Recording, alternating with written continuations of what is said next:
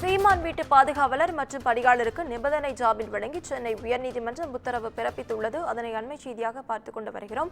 சீமான் வீட்டில் ஒட்டப்பட்ட சம்மனை கிழித்த சம்பவம் தொடர்பாக இருவரும் கைது செய்யப்பட்ட நிலையில் அவர்களுக்கு ஜாமீன் தற்போது வழங்கப்பட்டிருக்கிறது. அதனை அண்மை செய்தியாக பார்த்துக் கொண்டு வருகிறோம். சீமான் வீட்டு பாதுகாவலர் மற்றும் பணியாளருக்கு நிபந்தனை ஜாமீன் வழங்கி சென்னை உயர்நீதிமன்றம் உத்தரவு பிறப்பித்துள்ளது.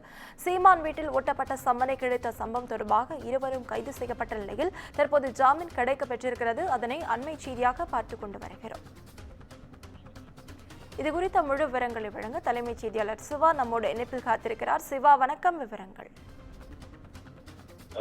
நாம் தமிழர் கட்சியினுடைய தலைமை ஒருங்கிணைப்பாளர் சீமான் வீட்டு பணியாளர் மற்றும் பாதுகாவலருக்கு நிபந்தனை ஜாமீன் வழங்கி சென்னை உயர்நீதிமன்றம் உத்தரவு பிறப்பித்திருக்கிறது.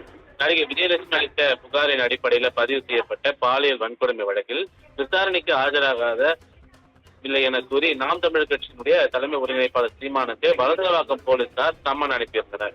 சீமான் வீட்டு கதவில் ஒட்டப்பட்ட இந்த சம்மனை கிழித்ததாக அவரது பணியாளர் சுபாகர் மற்றும் பாதுகாவலர் அமல்ராஜ் ஆகியோர் நீலாங்கரை காவல்துறையினர் கைது செய்யப்பட்டனர்.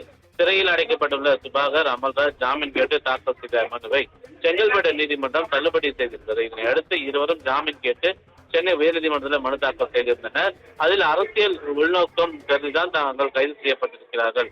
காவல்துறைக்குரிய குற்றச்சாட்டு அனைத்தும் தவறானவை, துப்பாக்கி உரிய அனுமதி பெற்று இருப்பதாகவும் ஆயுத தடுப்பு சட்டப்பிரிவில் கைது செய்ய முடியாது என நீதிமன்றத்தில் வாதம் முன்வைக்கப்பட்டது. இந்த மனு நீதிபதி சுந்தர்மோகன் முன்பு விசாரணைக்கு வந்தபோது காவல்துறை சார்பில் ஆஜரான வழக்கறிஞர் அருள் செல்வம் சம்மனை கிழித்தது தொடர்பாக காவல் ஆய்வாளரை அவர்கள் தாக்கியது தொடர்பாகவும் கருத்துக்களையும் வாதங்களையும் முன்வைத்திருந்தார். பாதுகாவலர் வைத்திருந்த துப்பாக்கி ஒருவேளை வெடித்திருந்தால் துரதிருஷ்டவசமான சம்பவம் ஏற்பட்டிருக்கும் என கூறினார்.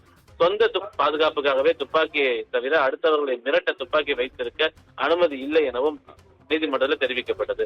மனுதாரர்கள் சார்பில் ஆஜரான வழக்கறிஞர் ஜாமீனில் வெளியே வரக்கூடாத ஒரு பிரிவில் வழக்கு பதிவு செய்யப்பட்டிருக்கக்கூடிய நிலையில் இருவரும் சிறையில் அடைக்கப்பட்டுள்ளதாக கூறி இருவர் மீது வேறு எந்த வழக்குகளும் நிலுவையில் இல்லை என்றும் தெரிவித்தார்.